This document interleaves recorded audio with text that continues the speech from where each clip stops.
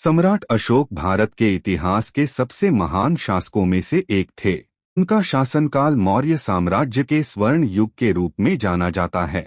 वे चंद्रगुप्त मौर्य के पोते और बिंदुसार के पुत्र थे।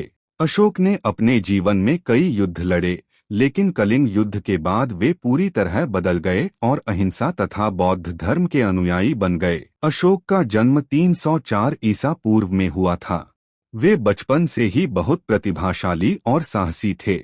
उनके पिता बिंदुसार की मृत्यु के बाद 273 ईसा पूर्व में अशोक को मौर्य साम्राज्य का राजा घोषित किया गया। हालांकि सत्ता पाने के लिए उन्होंने अपने कई भाइयों को हराया। उनका शासन क्षेत्र उत्तर में हिमालय से लेकर दक्षिण में तमिलनाडु तक और पश्चिम में अफगानिस्तान से लेकर पूर्व में बंगाल तक फैला हुआ था।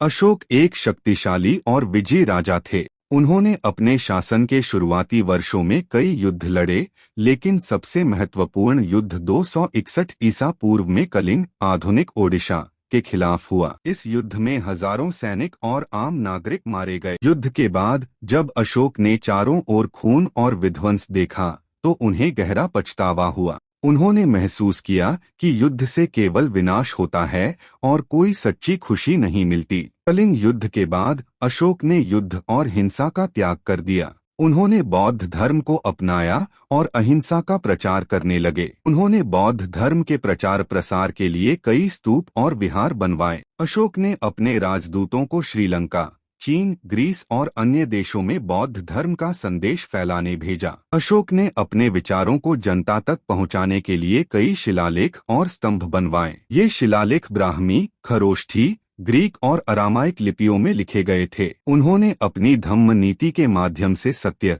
अहिंसा, करुणा और दया का संदेश